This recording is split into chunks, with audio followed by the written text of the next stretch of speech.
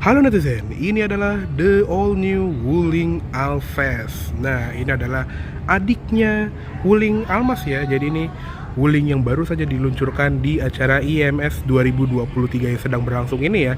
Nah, yang spesial dari Alphas ini adalah harganya, karena dia ini kan sekelas dengan Honda HR-V, Kia Seltos, MG ZS dan lain-lain yang harganya itu udah di 300 sampai 400 jutaan.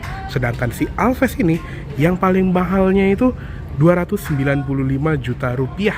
Itu yang tipe iX seperti yang kita lihat di depan kita ini. Sedangkan untuk tipe tengahnya yang tipe CE itu di 255 juta rupiah, dan yang paling bawah yang tipe SE itu di harga 209 juta rupiah. Jadi sangat terjangkau sekali untuk kelas medium SUV ini, padahal dia tuh harganya tuh setara dengan subcompact SUV ya.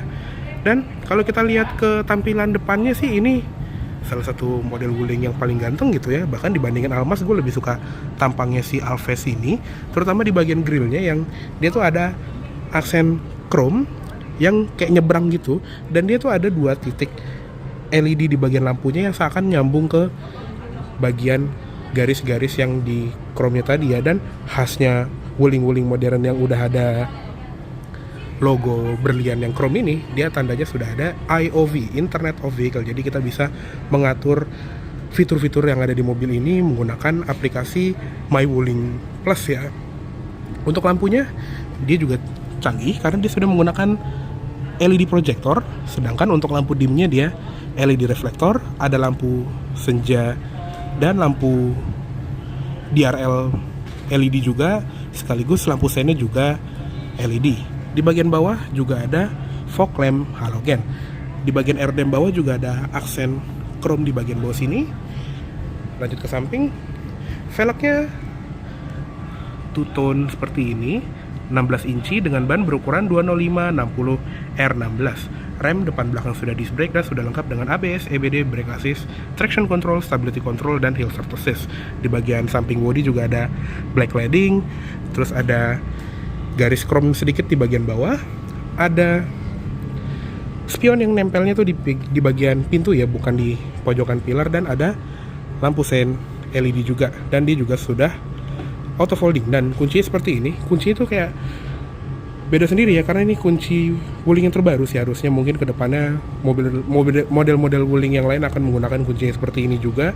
Ada tombol unlock, lock, dan buka bagasi juga. Dan yang kerennya dia tuh ada sistem preconditioning yang gabung sama auto opening windowsnya Wuling ya. Jadi kalau kita tahan, blower AC-nya itu akan menyala untuk menghilangkan hawa panas ketika mobil ini habis kejemur gitu ya. Dan ketika kita kunci dan ketika kita lock, si sistem AC-nya itu akan langsung mati dan kacanya akan tertutup. Jadi canggih juga ya. Dan dia juga ada akses smart entry, jadi cukup klik tombol yang ada di list chrome ini aja untuk mengunci, dan klik lagi untuk membuka. Ada window line chrome di bagian bawah, sedangkan di bagian atas juga ada roof rail warna silver. Lanjut ke belakang lagi. Untuk belakangnya juga lumayan ganteng ya tampilannya, dan ada LED bar yang striking di bagian sini, jadi tebel gitu ya. Di bagian pilar juga ada aksen hitam glossy yang lumayan tebel ini, walaupun kalau lihat dari dalam sih kelihatannya agak claustrophobic ya, karena nggak ada bukaan yang bisa dilihat gitu. Tapi overall tampilan belakangnya gue suka. Dibandingin Almas sih gue lebih suka ini jauh. Dan ada emblem Alphas juga di bagian kanan bawah. Untuk di bagian belakang juga ada kamera mundur, lampu plat nomor masih bohlam, dan sensor parkir ada 2 titik ya. Ada reflektor juga di kanan dan kiri, dan di bagian bumper bawah ada list chrome. Di bagian kaca cuma ada wiper, belum ada defogger, dan di bagian atasnya ada spoiler dengan HMI stop lamp plus antena shark fin. Untuk bagasinya dia latchnya pakai tombol elektrik gini, dan bukaannya lumayan kotak ya, jadi buat nyimpen barang-barang yang lumayan besar harusnya nggak ada masalah. Di bagian bawah lantai bagasi juga, ini lantai bagasi tinggi sebetulnya, tapi load lipnya itu cuma sedikit. Di bagian bawah juga ada ban serep sekaligus toolkit ya, ban serepnya velg kaleng, dan ada dongkrak. Di sebelah kiri ada gantungan seperti ini, dan di sebelah kanan ada lampu bagasi. Untuk di bagian jok belakang bisa dilipat 60-40. Oke, yuk langsung kita tutup aja. Oke, sekarang kita lihat ke ruang mesinnya dari Wuling Alves terbaru ini. Nah, ini dia, cupnya berat sekali. Nah, untuk mesinnya dia menggunakan mesin 1500 cc 4 silinder naturally aspirated. Jadi bukan 1500 cc turbo seperti kakaknya ya, si Wuling Almas. Dan uniknya lagi, dia ini saudaraan dengan mesinnya Wuling Formomax ya, karena kodenya itu LAR, bukan L2B kayak mesinnya Convero S. Tapi tenaganya disesuaikan untuk kebutuhan ya mobil passenger seperti ini ya. Tenaganya itu 105 HP dengan torsi 143 Nm. Pilihan transmisinya ada manual 6 percepatan untuk yang varian SE, sedangkan untuk varian CE dan EX seperti ini, transmisinya otomatis CVT ke roda depan. Untuk ruang mesin juga lumayan rapi, walaupun nggak ada engine cover yang banyak gitu ya. Di sini kelihatan kabelnya masih seliweran, tapi ya udahlah ya. Dan di bagian kap juga ada peredam yang banyak. Kapnya berat banget. Oke, sekarang kita lihat ke interiornya aja. Dan di bagian interior kita disambut oleh dashboard yang cakep banget sih ya. Dia tuh horizontal axis yang jadi kayak Mitsubishi sih, cuman cakepnya itu garisnya tuh simple, lurus-lurus aja, nggak ada garis yang aneh-aneh gitu, nggak neko-neko. Di bagian jok juga sudah dilapis dengan kulit perforated di bagian tengahnya. Untuk pengaturan jok dia manual, ada height adjuster, recline, dan sliding. Untuk di samping, apakah ada airbag samping? Kayaknya sih nggak ada ya, nggak ada labelnya. Oke, kita masuk aja. Dan ini dia interior dari Wuling Alves. Nih kita matiin dulu biar nggak berisik. Nah, enak ya dilihatnya. Jadi di sini tuh ada soft touch, ada list silver yang nyambung dari ventilasi AC kiri ke kanan, dan ada layar besar di tengah yang simple gitu.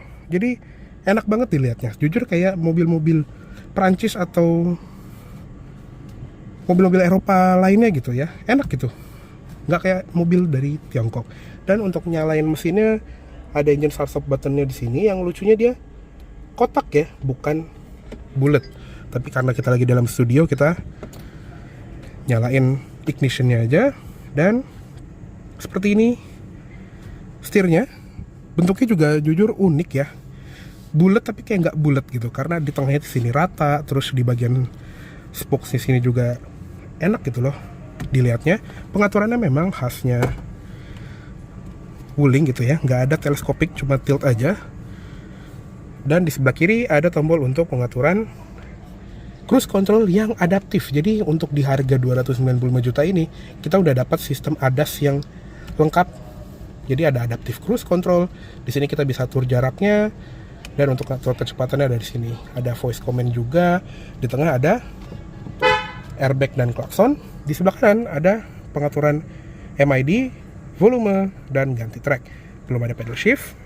Dan di belakang setir ada tuas lampu, belum auto, ada switch fog lamp, triple turn signal.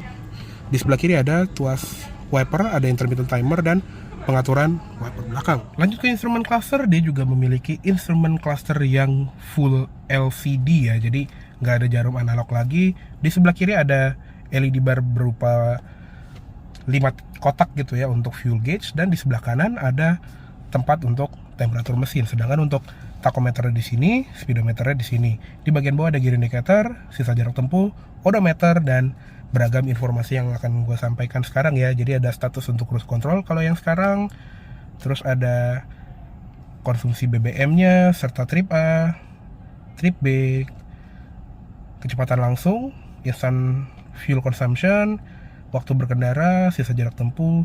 Ada tire pressure monitoring system juga. Di bagian setting ada buat layar peringatan, ada peringatan untuk overspeed juga. Jadi kalau udah ngelewatin kecepatan yang kita tentuin di sini, dia akan memberitahu. Ada fatigue driving juga, jadi kalau udah kita mengemudi selama waktu yang kita set di sini, dia akan mengingatkan untuk istirahat. Dan brightness untuk panel instrumennya. ada sambungan layar multimedia, telepon, dan navigasi, serta balik ke layar status ADAS ya. Jadi lumayan lengkap. Lanjut ke sebelah kanan, ada individual door warning juga. Di bagian sebelah kanan sini juga soft touch-nya berlanjut ya. Terus di bagian ventilasi sini juga enak gitu dipegangnya, kayak ada tactile-nya gitu. Dan untuk geser kanan kiri tinggal geser aja. Di bagian bawahnya juga ada headlamp leveling, tombol untuk matiin stability dan traction control, dan pengaturan spion yang sudah bisa dilipat secara elektrik juga. Terus lanjut ke bawahnya ada laci penyimpanan gitu, ada tos pembuka kap mesin dan tangki, pedal masih model gantung, dan ada footrest untuk nano kaki kiri juga. Lanjut lagi ke bagian door trim. Di sini memang masih plastik keras di bagian atas, tapi untuk di bagian armrest sama di bagian bawah sini dia empuk. Di bagian handle pintu juga dia warnanya tuh satin chrome gini, jadi enak dipegang dan dilihat, dan ada aksen-aksen garis gini ya, kayak ala-ala carbon fiber gitu. Dan di bagian bawah ini all auto power window dengan window lock yang ada statusnya gitu loh. Kalau nyala dia tandanya window locknya lagi aktif, dan dia juga ada anti pinch pastinya. Dan lucunya dia auto up down-nya ini kayak Mitsubishi ya. Jadi all auto-nya tuh cuma di sisi pengemudi doang, sedangkan untuk di sisi pintu lainnya tuh dia nggak auto. Jadi biar lebih aman kali ya. Di bagian bawah juga ada door pocket dan ada grill speaker yang cukup oke ini. Di bagian sini juga ada tweeter. Lanjut ke atas ada sun visor, pengemudi dengan cermin, dan ada card holder juga.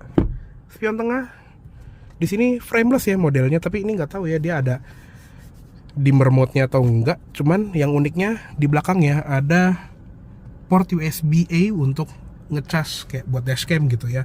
Serta di balik spion tengah ini ada monokamera untuk sistem ADAS-nya ya. Jadi buat mantau kondisi jalan di depan. Ada satu buah lampu kabin di bagian sini yang dia nggak bisa di individualin gitu ya, kayak lampu baca kiri kanan, dan ada buat yang ikut pintu. Serta di bagian sini ada switch untuk membuka sunroofnya.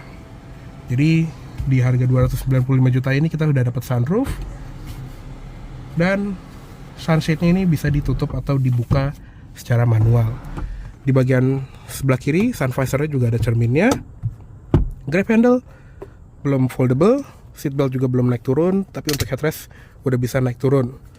Dan lanjut ke tengah, kita disambut oleh head unit yang sama seperti Almas terbaru dan REV juga ya. Jadi dia tampilannya seperti ini. Dia juga sudah ada IOV tadi, jadi udah lengkap dengan Internet of Vehicle. Jadi dia bisa nyambung ke aplikasi My Wuling Plus di smartphone kita, bisa nyalain AC dari handphone, dan tampilan AC juga seperti ini.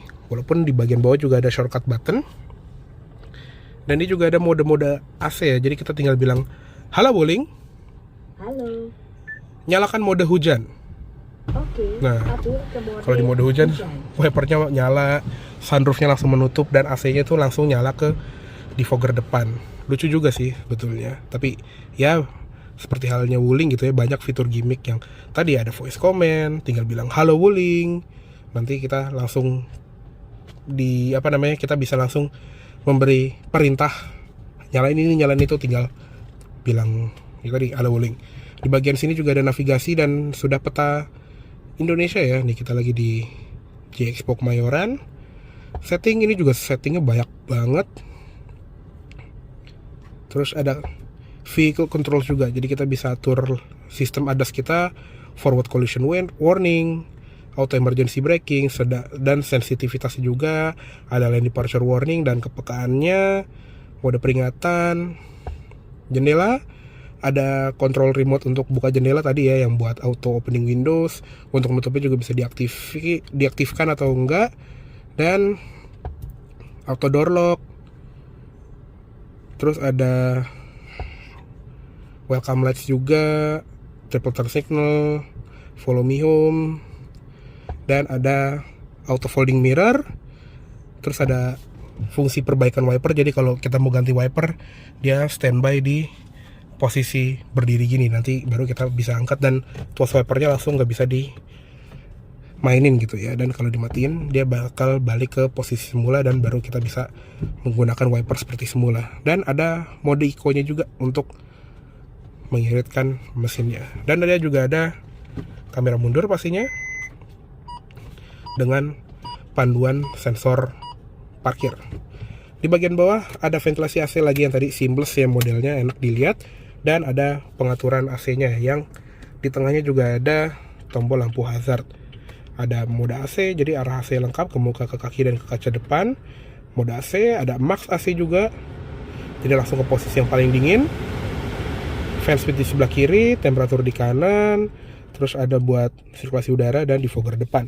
Ada logo Wuling juga di bagian sini, dan di tengahnya ada wireless charger serta USB port 2 buah untuk mengecas gadget kita. Tuas transmisi juga bentuknya unik, kayak model T-bar seperti mobil jadul gitu ya. Dia CVT, ada mode sport, drive, dan ada mode ini juga ya, manual mode. Dan uniknya kalau misalnya kita ngerem, dia juga nyala loh lampu remnya. Kalau nge-sen nyala nggak? Oh iya, nyala loh. Kalau nyala lampu, nyala tuh. Keren juga. Nice touch. Di bagian belakangnya lagi ada electronic parking brake dengan auto hold, 2 buah cup holder. Di bagian laci juga ada power outlet 12 volt, dan ini juga empuk ya si armrestnya. Ada card holder di bagian tengah sini. Untuk di glove box juga soft opening, dan sudah ada airbag untuk penumpang depan juga. Oke, segitu aja untuk di bagian kabin depan dari Wuling Alphaz ini. Yuk sekarang kita lihat ke kabin belakangnya. Oke, sekarang kita lihat ke kabin belakangnya dari Wuling Alphaz. Nah, untuk di kabin belakangnya ini nggak selega Almas ya pastinya, karena emang bodinya lebih kecil, tapi overall masih enak sih untuk didudukin orang sebesar gue gini ya. Tinggi gue 170 cm, dan ini adalah posisi pundara gue. Masih ada 5 jari loh di belakang sini. Dan ini, nggak bisa dimajuin ya. Depan juga ada seat back pocket, kanan kiri. Dan di belakang center console juga unik nih, ada ventilasi AC 1 buah. Jadi emang harus agak rebutan ya terus. Nampaknya di belakang sini ada lettering Wuling juga di bagian atasnya, dan ada 1 buah power outlet USB di tengah. Jadi sebuah rebutan ya, mau AC atau mau colokan. Ada laci terbuka juga di bagian bawahnya. Untuk di bagian jok belakang juga sama ya, dia kulit dengan aksen perforated di bagian tengah. Ada headrest adjustable juga kanan kiri, dan ada seatbelt 3 titik untuk semua penumpang. Cuma sayangnya untuk yang penumpang tengah ini nggak dapet headrest yang adjustable ya, dia cuma kayak ada gundukan sedikit aja di bagian sini. Nggak ada armrest juga, dan ada isofix buat kursi bayi. Untuk ngelipatnya di sini, dan dia juga bisa ditegakkan atau direbahkan. Cuma sayangnya di kabin belakang ini nggak dapet lampu ya, jadi untuk nyari barang di malam hari kayaknya agak susah. Grab handle sama seperti di depan, dia nggak foldable, masih yang model fix. Di bagian door trim belakang juga sama seperti di depan, plastik keras di atas, tapi untuk di bagian tengah sini empuk. Handle pintu juga satin chrome, ada aksen garis-garis di sini, switch power windows, dan ada door pocket sama ada speaker juga. Ya, kurang lebih seperti itu aja untuk di bagian kabin belakang dari Wuling Alphaz ini. Yuk langsung kita keluar aja. Oke. Kayaknya cukup segitu dulu untuk review dari Wuling Alphaz EX tahun 2023. Mohon maaf apabila ada salah kata-kata, tolong nyampein review. Terima kasih banyak telah menonton. Sampai jumpa di video selanjutnya. Jangan ugal.